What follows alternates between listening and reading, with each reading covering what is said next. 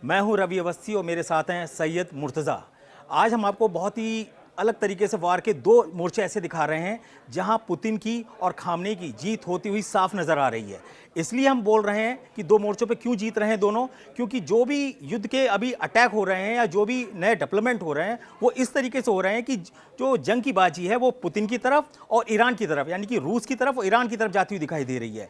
और इसके पीछे की सबसे बड़ी वजह यह है कि रूस और ईरान की जो जुगलबंदी है वो एक तरीके से अमेरिका इसराइल पर भारी पड़ रही है, इधर यूरोप और यूक्रेन पर पुतिन की जो जुगलबंदी ईरान के साथ है वो भारी पड़ रही है। और इन दोनों के बीच में जो हूती है वो एक ऐसा मास्टर स्ट्रोक चल रहा है जो अमेरिका के लिए ना, कहते हैं ना, कोड़ों में खास बन गया है।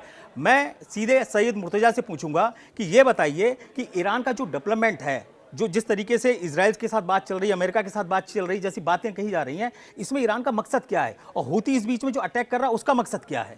देखिए, ईरान जो है वो वक्त चाहता है। उसने जब 2018 में ये डील कैंसिल हुई थी तब भी ईरान चाहता था कि ज़्यादा से ज़्यादा वक्त उसे मिले ताकि वो अपना परमाणु कार्यक्रम को जारी रख सके। और ईरान का दावा है कि वो इस परमाणु कार्यक्रम को अपने जो ऊर्जा या फिर उसकी जो एनर्जी की जो ज़रूरत है उसको पूरी करने के लिए करना चाहता है। लेकिन अमेरिका, इजराइल ये दावा करते हैं कि वो परमाणु बम बना रहा है। अब ईरान जो है उसकी जो भी उसकी ज़रूरत है उसमें जो उसको संवर्धन करना है, चाहे यूरेनियम का, चाहे वो उसमें रिसर्च करनी है, उसमें उसे वक्त चाहिए और वो ज़्यादा वक्त चाहता है। वो उसका ये इस बार भी उसका ये दावा है कि ये बात लंबी चलेगी जो अमेरिका से हो रही है। अब इस बार हमें देखना है कि जो पहले दौर में जो बातचीत हुई है उसमें कहा गया है कि माहौल बनाने की बात है। अभी हम देखेंगे कि आगे बात कैसे होती है। तो पहले दौर की जो बातचीत हुई है वो अमेरिका और ईरान दोनों पक्ष के बीच एक माहौल को काफ़ी लंबे वक्त के बाद दोनों पक्षों के बीच में बातचीत हो रही है 2018 के बाद। तो अब इनको देखना है कि ये आगे किस तरह इसको लेकर चलते हैं। ईरान या अमेरिका दोनों चाहते हैं कि बातचीत कामयाब हो और इजराइल इस वक्त उसका रुख ये है कि ईरान किसी भी तरह उसके परमाणु कार्यक्रम को रोक देना चाहिए। आपको क्या लगता है कि जिस तरह से जो पहले दौर की बातचीत हुई है उसके बाद इजराइल की तरफ से जो किस तरह का बयान दिया है, ट्रंप इसको कैसे ले रहे हैं? देखिए, मैं आपको बता दूं, बड़ी हैरानी की बात है कि जो अमेरिका और रशिया के बीच में बात हो रही है और जो अमेरिका और ईरान के बीच में बात हो रही है उसमें एक दूत बिल्कुल कॉमन है। उनका नाम है, ट्रंप के जो विशेष दूत हैं उनका नाम है स्टीव विटकॉफ। स्टीव विटकॉफ ने पुतिन से भी बात कर रहे हैं। स्टीव विटकॉफ विदेश मंत्री जो ईरान के उनसे बात कर रहे हैं, खामनेई के जो मांगे हैं उनको सामने रख रहे हैं। तो इसका मतलब ये हुआ कि ट्रंप का जो एक की पॉइंट है वो है स्टीव विटकॉफ। स्टीव विटकॉफ के जो बयान आ रहे हैं उससे साफ लग रहा है कि अमेरिका जो है वो ईरान की बातों को मानने के लिए मजबूर हो रहा है। ईरान ने क्या बोला है? ईरान ने दो टूक कहा है कि भाई देखिए, मैं अपने जो 60% मैंने जो संवर्धन यूरेनियम का करा है उससे अभी हम आगे नहीं बढ़ेंगे, लेकिन ये आप मान के चलिए कि हम अपने परमाणु हथियारों को अपने से दूर नहीं करेंगे, अपनी तैयारियों को दूर नहीं करेंगे। अगर आपको करना है तो पहले इजराइल से कहिए कि वो अपने जो न्यूक्लियर वेपन्स हैं उसको डिसमेंटल करे या किसी तीसरे देश में पहुंचाए ताकि ईरान से खतरा हटे। दूसरी तरफ पुतिन का जो इशारा है ईरान को वो ये है कि तुम्हें दबना नहीं है, क्योंकि तुमने हमारी जिस तरीके से हेल्प की है 4 साल के युद्ध में। आपको बता दें कि 6000 से ज़्यादा शाहिद ड्रोन हर साल जो पुतिन और रूस मिलकर बना रहे हैं, यानी कि उनके आदेश पर बनाया जा रहा है। उसके पीछे की मकसद ही यही है कि ईरान का जो शाहिद ड्रोन है वो यूक्रेन के लिए काल साबित हुआ है। यही वजह है कि जो रूस की सेना है वो इस समय डोनेक्स और लुहांस पर पूरी तरीके से कब्जा करने की कोशिश में है। और इसमें ईरान के जो वेपन्स हैं वो रशिया के लिए रामबाण साबित हुए हैं। ये कहना गलत नहीं होगा। मैं आपसे मुर्तजा एक बात पूछना चाहूँगा कि ईरान के जो वेपन्स हैं वो रशिया बहुत ज़्यादा पैमाने पर इस्तेमाल कर रहा है और पुतिन जो है वो जो सुमे में अटैक हो रहा है उस पर सब आंखें मूंदे बैठे हैं, सिर्फ इतना बोल रहे हैं कि हाँ गलती हो गई, ये गलत हमला था। ये क्या है इसका मतलब? देखिए, रूस अगर देखा जाए तो इस युद्ध की तैयारी 2014 से कर रहा था। जब जपाड एक्सरसाइज हुई थी यूक्रेन और रूस बॉर्डर पे, तब 2014 में जब ये हालात बदले और क्राइमिया को रूस ने अपने साथ मिलाया, उसके बाद ही रूस को मालूम था आज नहीं तो कल एक लंबा युद्ध होगा और वो उसकी तैयारी जो है वो पहले से कर रहा था। तब रूस की जो लेकिन तैयारी थी उसको जब उसने मिसाइल फायर दागनी शुरू की यूक्रेन के ऊपर, तो उसे अंदाज़ा नहीं था कि इतनी जल्दी उसको ऐसा होगा कि उसे और मिसाइल की ज़रूरत होगी, उसके जो तोपखाने हैं या फिर गोला बारूद है वो बहुत जल्दी ख़त्म होगा। ऐसे में जब ईरान की तरफ से जब उसका ड्रोन प्रोग्राम जो है जो बहुत ही कामयाब माना जाता है, जब ईरान की तरफ से उसको मदद पहुंची रूस को, तब उसके जो अटैक मिशंस हैं, जो स्ट्राइक मिशंस हैं, उसमें एक नई धार आई। और ईरान की वजह से रूस अगर इस वॉर को सस्टेन कर पाया है इतने वक्त तक, तो वो उसकी सबसे बड़ी वजह है ईरान। अच्छा, मैं आपको एक चीज़ बहुत क्लियर कट बता दूं, यहाँ पर अभी जो डेवलपमेंट हुआ है उसमें आप ये देखिए, यहाँ पे कौन खड़े हैं? खामनेई, साथ में पुतिन है। अब दोनों की उम्र का आपका मैं एक तजुर्बा बताता हूँ। जंग का एक बहुत बड़ा तजुर्बा होता है। 85 साल के हमारे खामनेई जी हो चुके हैं, अली खामनेई, जो ईरान के सुप्रीम लीडर हैं। साथ में 74 साल के पुतिन हैं, उनके पास जंग का ज़बरदस्त एक्सपीरियंस है।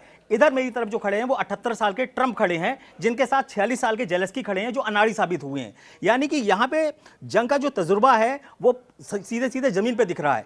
आप इसी से अंदाज़ा लगाइए कि ईरान की जो सैटेलाइट तस्वीरें खुफिया तरीके से ली गई हैं, उसमें साफ दिखाई दे रहा है कि करीब 30,000 मिसाइलें रेडी टू अटैक के लिए तैयार हैं। 48 ऐसे बंकर हैं, ऐसे एक बात मैं ऐड कर दूं, खामनेई जो थे वो 1980 से 88 के बीच में जब इराक से युद्ध हो रहा था, तब वो ग्राउंड पे एक्टिव थे और कई फ्रंट पे वो पहुंच रहे थे। तो उन्होंने जंग को बहुत करीब से देखा है। डोनाल्ड ट्रंप तो खैर व्हाइट हाउस में है, लेकिन जो खामनेई है उन्होंने युद्ध को बहुत करीब से देखा है और ग्राउंड पे जिस तरह की रणनीति बनती है, खामनेई उसको समझते हैं।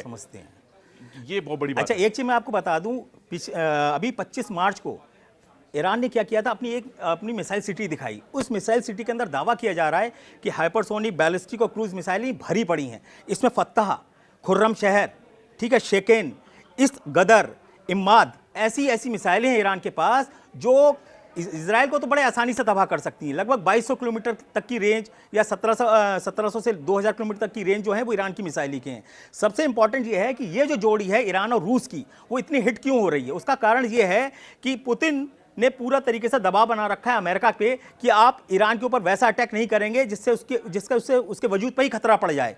इधर ट्रंप को कहीं ना कहीं ये संकेत मिल रहे हैं कि अगर हमने ईरान पे बड़ा कोई हमला किया तो पुतिन है वो इस वॉर को पूरे खाड़ी में फैला देंगे। अगर पूरे खाड़ी में ये पूरी तरीके से युद्ध फैल गया तो ये आप मान के चलिए फिर इजराइल का बचना बहुत ही मुश्किल हो जाएगा, वो फंस जाएगा। ये भी बता दें, इजराइल से ज्यादा अमेरिका को खतरा है। हाँ, इजराइल तो उसकी मिसाइल बाद में पहुंचेंगी ईरान की। पहले जो 10-12 अड्डे हैं अमेरिका के, कुवैत में है, कतर में है, सऊदी अरब में है, सबसे पहले तो ईरान वहां पे हमला करेगा।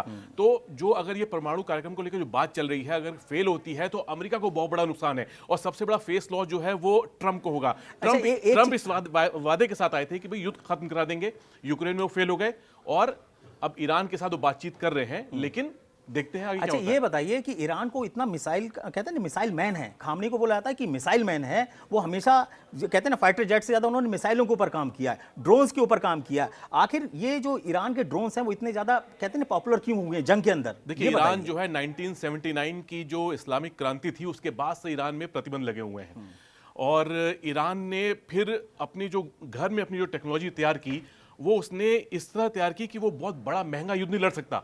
वो बहुत बड़े जहाज, बहुत बड़े टैंक या इस तरह से वो युद्ध नहीं लड़ सकता। उसको चाहिए कि वो अपने दुश्मन जो उसके फासले पर हैं, चाहे वो इजराइल है, चाहे वो अमेरिका के अड्डे हैं, वहां तक पहुंच बनाए और उसको सस्ता जरिया हो। इसीलिए आज हम पिछले 5-10 साल से हम ड्रोन की बात सुन रहे हैं, है ना, लेकिन ईरान जो है 1980 के दशक से ड्रोन इस्तेमाल कर रहा है। बिल्कुल, इराक के साथ वो अपना जो ड्रोन था वो उसने तब तैयार कर लिया था और 1980 के दशक के बाद से अगर वो ड्रोन इस्तेमाल कर रहा है तो आप सोचिए कि आज 35 साल बाद उसकी टेक्नोलॉजी क्या होगी। आज बहुत से देश हैं, बड़े बड़े देश हैं, वो उस तरह ड्रोन फोर्स अपनी तैयार नहीं कर पाए हैं जिस तरह ईरान ने की हुई है। और इसी तरह उसकी जो मिसाइल पावर है वो भी उसने पिछले 15 साल के अंदर उसने काफी बेहतर की है। एक चीज मैं आपको और बता दूं, ईरान के संग सबसे अच्छी खासियत ये है कि वो अपने दोस्तों का पूरा आखिरी दम तक साथ देता है। हूती जो है, यमन की जो हूती विद्रोही हैं, वो अगर अमेरिका के कहते हैं ना अड्डों पर अटैक कर रहे हैं, युद्धपोतों पर अटैक कर रहे हैं, तो वो सिर्फ ईरान और रशिया की जो मिसाइल है उसके बेस पर कर रहे हैं। हम भले ही कहें कि हूती के बाद फिलिस्तीन 2 हाइपरसोनिक मिसाइल है जिसने इजराइल के अंदर तक जाके हमले किए हैं, लेकिन ये सब लोग जानते हैं कि मिसाइल का सारा माल जो है या कहते हैं सारी जो सपोर्ट है वो ईरान देता है। और ईरान किसके कहने पर देता है? अली खामनेई के कहने पर देता है, क्योंकि अच्छे तरीके से हूती जानता है कि अगर ईरान हमारे पीछे से हट गया तो हूती को सफाया करने में जरा भी देर नहीं लगेगी। क्योंकि आपको बता दें आज करीब 10 एयर स्ट्राइक बोली गई हैं कि अमेरिका ने की हैं सना के अंदर, यानी कि यमन की राजधानी जो सना है वहां पर 10 स्ट्राइक मानी गई कि अमेरिका की तरफ से की गई हैं। लेकिन पूरी तरीके से अमेरिका इस स्ट्राइक को क्लेम ही नहीं कर रहा है। क्यों नहीं कर रहा है? उसके पीछे की वजह यही है कि वो नहीं चाहता है कि खाड़ी के अंदर इस तरीके का कोई गदर मचे कि ईरान की 1 लाख मिसाइलें अगर आ गई मैदान के अंदर तो उससे बचना ना इजराइल के बस की बात है, ना अमेरिकी युद्धपोतों के बस की बात है। और अगर रही सही कसर पूरी कर सकते हैं पुतिन, क्योंकि पुतिन को भी पता है कि अगर मैंने अपनी पूरी तरीके से मिसाइलों को उस पर आगे की तरफ बढ़ा दिया तो फिर 2 मोर्चों पे लड़ ही नहीं पाएंगे। तो यहां पे बहुत ही क्लियर कट है कि 2 मोर्चों पर अमेरिका, इजराइल और यूक्रेन हार रहे हैं, और 2 मोर्चों पर जीत कौन रहा है? खामनेई और पुतिन। यह कहा जा सकता है क्योंकि जो जंग की बाजी दिख रही है वो पुतिन और खामनेई की तरफ दिखाई दे रही है। इसीलिए लोग कह रहे हैं कि आखिर ऐसी क्या वजह है कि ईरान पे वैसा अटैक ही नहीं कर रहे हैं। आप ये मान के चलिए पिछले 10 से 15 दिनों से 6 बॉम्बर्स डियो गार्जिया हवाई अड्डे पर खड़े हुए हैं। नौसैनिक अड्डा है जिसमें ब्रिटेन की भी साझेदारी है, उड़ने की हिम्मत नहीं जुटा पा रहे हैं। मैं आपसे पूछूंगा, आपने उस दिन बताया था कि सैटेलाइट की जो तस्वीरें आई हैं उसमें वो खड़े हुए हैं, उनके अंदर बॉम्ब्स भी अभी सही से नहीं लगाए हैं। आखिर ऐसा वो उस बम को दिखाना क्या चाह रहे हैं? देखिए, 6 बॉम्बर्स को अगर वो डियोगो गार्सिया में लाया है तो अमेरिका कुछ गंभीरता के साथ लाया होगा। अमेरिका के सामने इस टाइम जो हिंद महासागर में 2 दुश्मन हैं, एक है यमन और एक है ईरान। इन 6 बॉम्बर्स को लाने के पीछे उसकी रणनीति ये भी है कि वो दिखाना चाहता है ईरान को कि परमाणु कार्यक्रम को लेकर वो अगर बातचीत कर रहा है तो उसके पीछे अगर वो ऐसी बातचीत फेल होती है तो वो आगे क्या कर सकता है। और साथ में यमन में उसने जो अमेरिका है उसने पिछले 19 महीने में, जब से ये गाजा का युद्ध शुरू हुआ है तब से उसने 19 महीने में 19 अपने MQ-9 जो ड्रोन है वो खो दिए हैं। अब यमन में हूथी के पास ऐसा एयर डिफेंस सिस्टम है जो अमेरिका के सबसे बेहतरीन ड्रोन को गिरा रहा है, और हर महीने एक ड्रोन गिरा रहा है अगर हम औसत के तौर पे देखें तो। अगर अमेरिका का सबसे बेहतरीन ड्रोन जो है, जो हजारों फीट की ऊंचाई पे उड़ता है, अगर वो उसे आराम से मार दे रहा है तो इसका मतलब कि उसका जो एयर डिफेंस है वो बेहतर है। इसीलिए अमेरिका चाहता है कि वो कुछ ऐसे जहाज वहां पे लाए जो उसके रडार के पकड़ में ना आए। यही वजह है कि B-2 बॉम्बर जो है वो डियोगो गार्सिया में है और यहां से वो एक स्ट्राइक कर भी चुके हैं। अच्छा, मैं एक चीज़ आपको और बता दूं, मुर्तजा जी ने बहुत अच्छा तरीके से बताया कि B-2 बॉम्बर्स अभी क्यों नहीं उड़ रहे हैं, उसके पीछे की क्या स्ट्रेटेजी है। लेकिन एक चीज़ आपको बताएं, सबसे पहले ईरान की जो सपोर्ट रूस को मिल रही है उसका सबसे अच्छा फायदा ये मिल रहा है कि रूस जो है वो बहुत तेजी से कम 4 प्रांत जो हैं, खार्किव, खेरसोन, डोनेट्स्क और लुहांस्क, इनको जीतने के करीब पहुंच चुका है। ज़ैपोरिज़िया का तो लगभग बता रहे हैं कि 90% इलाका जो है वो रूस के कब्जे में आ चुका है। आपको बता दूं, ओरेक्स इंटेलिजेंस की एक रिपोर्ट आई है, उसमें बहुत ही अच्छे तरीके से बताया गया है कि कैसे शाहिद 136B, एक ऐसा ड्रोन जो बिल्कुल लेटेस्ट है ईरान का, वो रशिया पहुंच चुका है और उससे अटैक भी शुरू हो गए। और इधर देखिए, बड़े ताम झाम के साथ जेलेस्की ने पीकू एक ड्रोन लॉन्च किया था जिसके बारे में बताया गया था कि ये जेट की रफ्तार से अटैक करता है। वो सब फेल हुए हैं। हाँ, ये जरूर है कि रूस के एंगल्स एयरफील्ड के ऊपर एक अटैक हुआ था जिसमें 96 बैलिस्टिक मिसाइलें रशिया की तबाह हुई थी और जिसका एक मशरूम बना था, कहते हैं ना एटम बॉम्ब की तरह। लेकिन उसके बाद से जिस तरीके से पुतिन के अटैक बढ़े हैं यूक्रेन के अंदर, उसने सारी सीमाएं तोड़ दी हैं। इसीलिए मैं मुर्तज़ा से पूछना चाहूँगा कि ये जो 4 प्रांत हैं इस पर कब्जा करने के बाद पुतिन का अगला टारगेट है क्या, उनका मकसद क्या है? पुतिन का मकसद है कि वो जितना साउथ का यूक्रेन है वो हिस्सा अपने कब्जे में ले लें। वो काला सागर का जो इलाका है, जो ओडेसा तक, वो चाहते हैं कि हमारी पहुंच हो। और यही वजह है कि रूस जो है वो क्राइमिया तक एक हाईवे बनाना चाहता था, लेकिन वो खेरसोन से गुजर रहा है और उसको लगता है वो जगह अब भी सेफ नहीं है क्योंकि वहां पे युद्ध चल रहा है।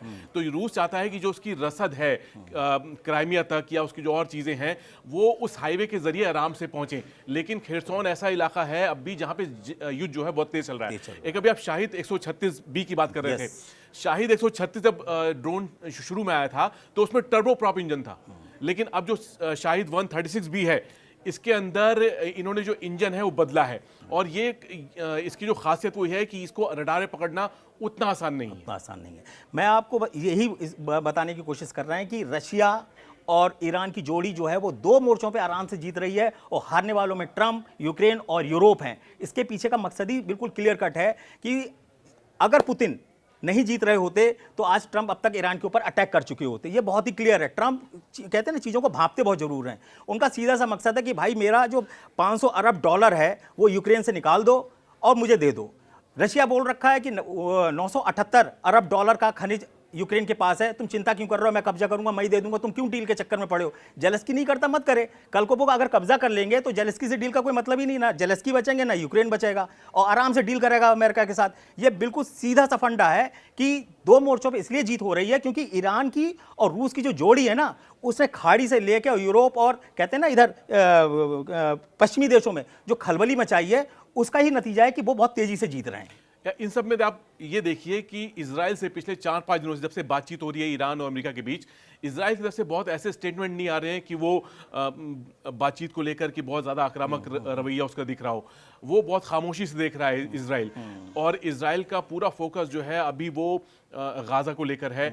उसने ईरान को एक तरह से अमेरिका पे छोड़ दिया है अपनी शर्तों के साथ। जो बेंयामिन नेतन्याहू जो हैं वो जाके जब व्हाइट हाउस में मिले थे ट्रम्प से, तो उन्होंने अपनी बातें सारी रखी थी वो क्या चाहते हैं। तो ट्रम्प को भी देखना है कि क्या वो इजराइल की लाइन पे चलकर क्या वो ईरान से किस तरह का समझौता कर पाते हैं, क्या परमाणु कार्यक्रम पे कोई ब्रेक लग पाती है, ये देखना जरूरी है। मैं आपको बता दूं, अब हम इस वार्तालाप को समाप्त कर रहे हैं, लेकिन याद रखिएगा आप लोग अगले 48 घंटे तक ट्रंप के विशेष दूत स्टीव विटकॉफ पे नजर रखिएगा। वही ईरान से बात कर रहे हैं, वही रशिया से बात कर रहे हैं, और वही सारा खेल समझे हुए हैं कि कहां कैसे क्या होने वाला है। लेकिन इतना तय है कि दो मोर्चों पर रूस ईरान की जीत तय है, और बाकी लोग सरेंडर करेंगे या समझौता करेंगे।